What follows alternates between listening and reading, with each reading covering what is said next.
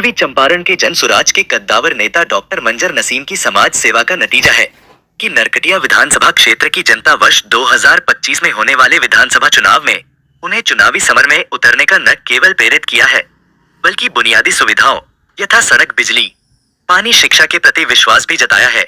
इसी का नतीजा है कि जनसुराज नेता डॉक्टर मंजर नसीम ने जनसुराज की टिकट पर चुनाव लड़ने का फैसला लिया है और उन्होंने पब्लिक पावर न्यूज के पत्रकार सुनील गुप्ता द्वारा लिए गए इंटरव्यू में इस बात का खुलासा किया। जनसुराज नेता डॉक्टर मंजर नसीम मोतिहारी में पूरे पूर्वी चंपारण की जनता का इलाज करते हैं, गरीब लोगों की भरपूर मदद भी करते हैं, जिसका अच्छा प्रभाव नरकटिया विधानसभा क्षेत्र पर दिखता है। लोग उनके प्रति काफी आकर्षित है।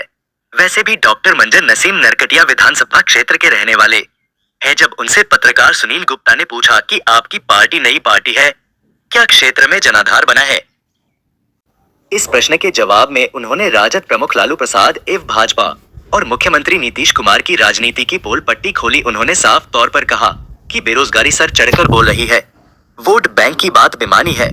लोग जनसुराज को विकल्प के रूप में अपना चुके हैं। चुनाव आने दीजिए, साफ साफ नजर आ जाएगा। उन्होंने क्या कुछ कहा, आइए देखते हैं और सुनते हैं। नमस्कार, मैं सुनील गुप्ता। आज हम चंपारण के नामचीन ख्याति प्राप्त चिकित्सक डॉक्टर मंजर नसीम साहब के क्लिनिक पर उपस्थित हैं मोतिहारी में। चर्चा है कि डॉक्टर मंजर नसीम साहब पूर्वी चंपारण के नरकटिया विधानसभा क्षेत्र से जनसुराज की टिकट पर चुनाव लड़ेंगे। बिहार विधानसभा के 2025 के चुनाव में नरकटिया विधानसभा क्षेत्र में क्या कुछ हुआ नहीं हुआ, कई लोग विधायक हुए, विकास कार्य हुआ या नहीं हुआ और लोगों की क्या जन समस्याएं हैं, डॉक्टर नसीम मंजर के नज़र से वो हम जानने का प्रयास करेंगे। नमस्ते जी, आप बताया जाए कि नरकटिया विधानसभा क्षेत्र में आप जनसुराज की टिकट पर चुनाव लड़ना चाहते हैं, तो पहले से नरकटिया विधानसभा क्षेत्र में महागठबंधन एनडीए का वोट बैंक है। आपकी पार्टी नई पार्टी है, आपकी पार्टी का पदार्पण बिहार में हुए बहुत ज़्यादा दिन नहीं हुआ है ना। ऐसी स्थिति में जनाधार आपने बना लिया है।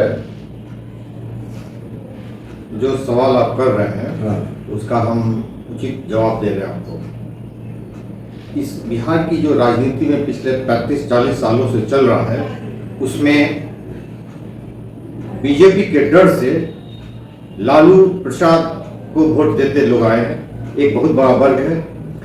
वैसे ही एक और वर्ग है जो लालू के डर से बीजेपी को वोट देता आ रहा है। ये करीब 55% वोटर्स ऐसे हैं जो भय से या डर से वोट देते हैं। उनको किसी पार्टी से बहुत लगाव नहीं है, ना उनके कार्यकलाप से वो खुश हैं। तो ये जो वर्ग है ये एक विकल्प के तलाश में है, और विकल्प वैसा हो जो किसी परिवारवाद में विश्वास न रखता हो, जो किसी व्यक्तिवाद में विशेष न रखता हो, विश्वास न रखता हो। वो विकल्प ऐसा हो जो सही मायने में बिहार की विकास की परिकल्पना के साथ आ रहा हो और पढ़े लिखे लोग हो उसमें, उसके पास एक डेफिनेटिव विजन हो। तो वैसे पार्टी की तलाश में यहाँ की जनता पहले से थी, और विकल्प न होने के कारण वो कहीं ना कहीं भय और डर के कारण वोट देती आ रही थी। अब जब जनसुराज आ गया है तो लोगों ने ये महसूस किया है कि हमें अब एक बढ़िया राजनीतिक विकल्प मिल गया है जो औरों से बेहतर है। और आप समझ लें, एक उदाहरण दे रहा हूं। एक गंभीर बीमारी है किसी को, डॉक्टर ने कहा कि हमने सारी दवाई तरकीब इस्तेमाल कर ली, कोई फायदा नहीं हो रहा। एक तरह से समझ लीजिए कि सारी दवाएं जो समझ लें कि मान लीजिए वो एक्सपायर दवाएं हैं, अब उनसे फायदा होना नहीं है। तो डॉक्टर एक दिन आपको ये कहता है कि अरे देखो एक नई दवा आई है, रिसर्च होके आई है, अभी तक यूज नहीं हुई है, इससे फायदा हो सकता है। तो आप क्या करेंगे? वो एक्सपायर ही दवा लेंगे या नया दवा ट्रायल करेंगे? सुनील जी, आप बताइए हमको। सबसे पहले ये बताएं कि आपने कहा कि नरकटिया विधानसभा क्षेत्र की जनता विकल्प की तलाश कर रही थी, विकल्प नहीं मिल रहा था, इसलिए एनडीए और महागठबंधन के पक्ष में जा रही थी, और उसको जनसुराज विकल्प के रूप में मिल गया है।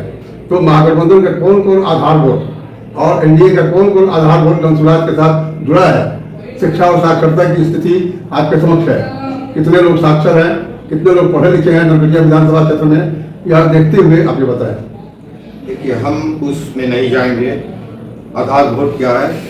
वोट की राजनीति जो लोग करते हैं, जाति की और धर्म की राजनीति करते हैं, वो समाज के हितों में नहीं है वो बात, न देश के हित में है। इसलिए हम नहीं मानते हैं कि कोई जो अच्छी तरह से राजनीति होती है उसमें कोई धर्म या जाति या कोई बिरादरी का वोट बैंक होता है।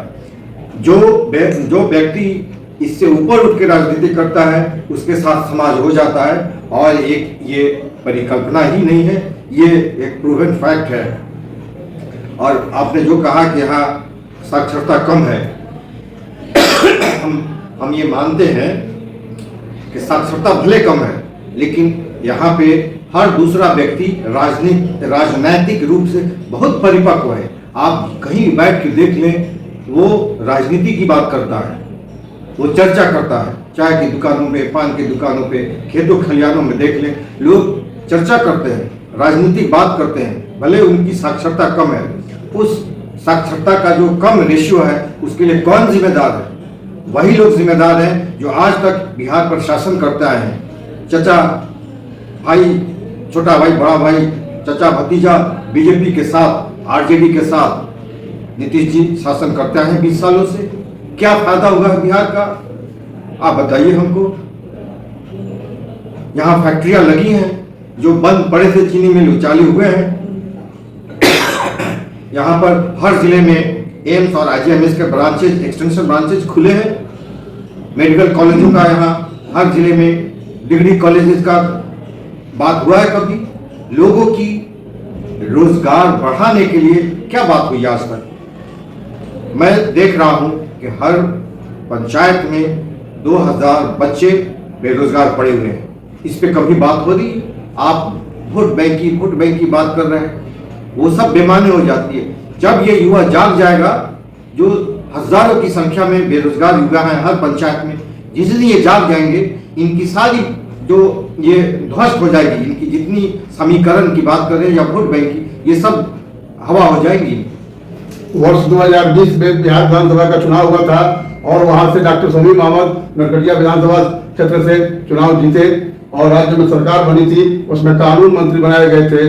तो आपके क्षेत्र में पिछले 5 वर्षों में कुछ विकास कार्य हुआ। जिन अपेक्षाओं पर लोगों ने उनको वोट दिया था, उन अपेक्षाओं पर पूर्व मंत्री खरा उतरे? आपके इस सवाल के 2 अंश हैं।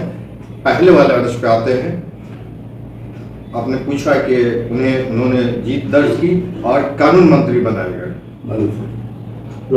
तो जब नीतीश जी आरजेडी के साथ गठबंधन में यहाँ सरकार बनाए थे,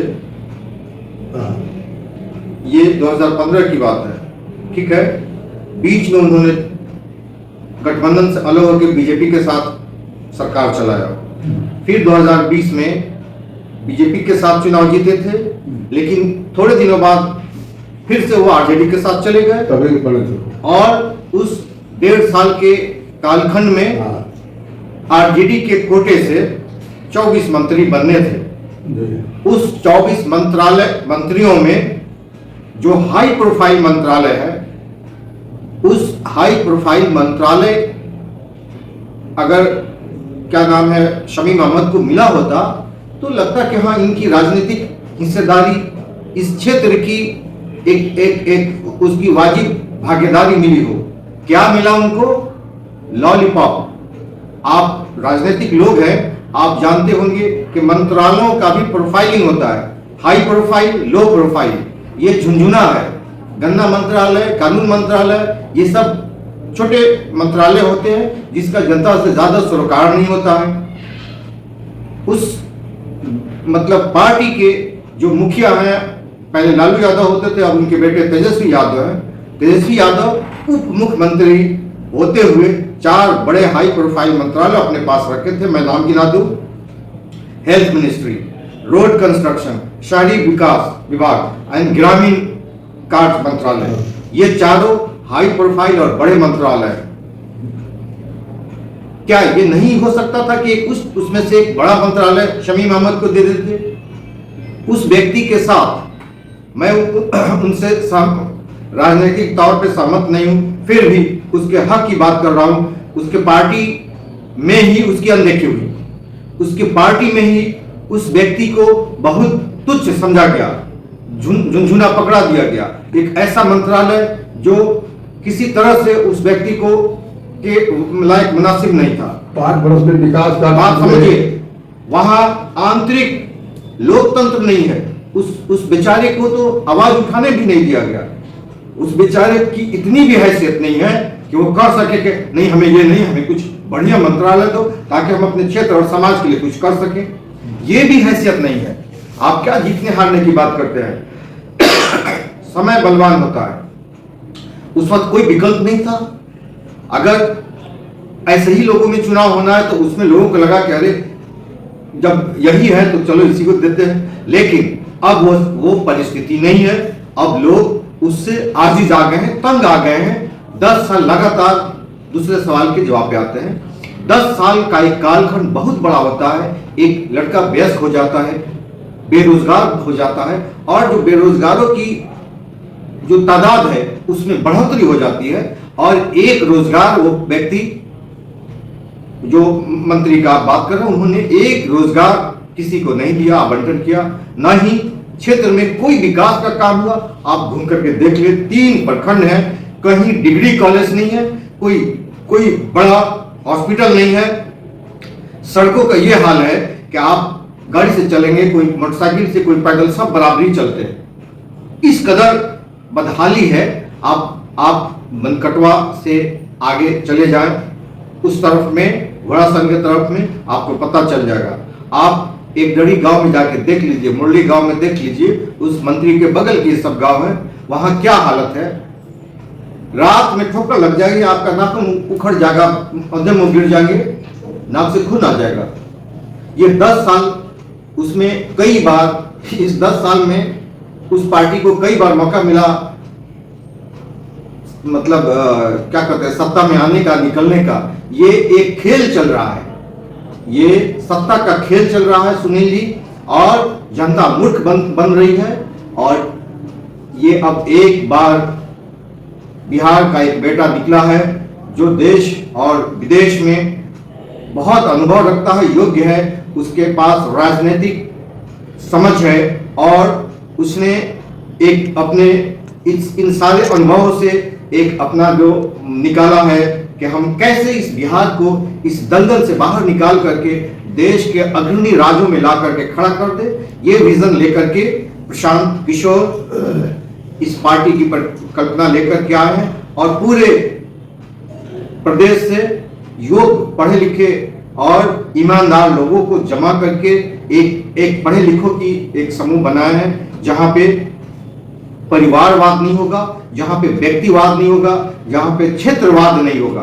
2025 में आप चुनाव लड़ेंगे, जनसुराज के भावी प्रत्याशी के रूप में आपने क्षेत्र का दौरा किया है। यदि आपने किया है तो लोगों का फीडबैक क्या है? लोग बहुत निराशा में हैं, लोग हताशा में हैं, निराश हैं, मायूस हैं। उनको लग रहा है कि अब यही जिंदगी है, यही विकास है। उनको ये नहीं लगता है कि हमारा भी दिन बेहतर होगा।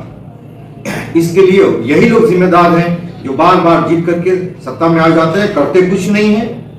तो अब उन हमारे क्षेत्र के जनता के बीच एक आशा की लहर आ रही है, एक उन्हें उम्मीद सा दिख रहा है, उनके अंदर एक अब जज्बा दिखने लगा है कि हाँ, हम लोग की भी जिंदगी बेहतर हो सकती है, हमारे बच्चों को भी रोजगार मिल सकता है, हमारे बच्चों को बेहतर सुविधाएं मिल सकती हैं, स्वास्थ्य की सुविधाएं बेहतर हो सकती हैं, शिक्षा के लिए बेहतर संस्थान खुल सकते हैं, हमारे आवागमन के लिए बेहतर सड़कें हो सकती हैं। ये अब उन्होंने इमेजिन, जो उनके इमेजिनेशन में था, उनको लगता है कि समय आ गया है, अब ये हकीकत हो सकता है। हम भी देश के दूसरे राज्यों की तरह अपने राज्य को आगे ले जा सकते हैं, जहां सिर्फ मजदूरों की फैक्ट्री ना हो, यहां से लोगों को बाहर जाना ना पड़े।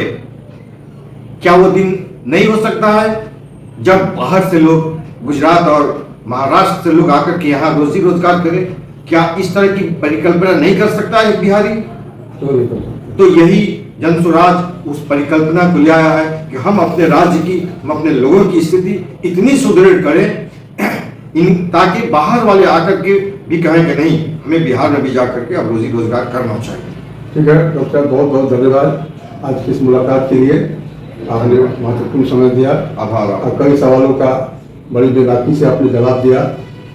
हम अपने दर्शकों को आपकी कही हुई बात बताएंगे।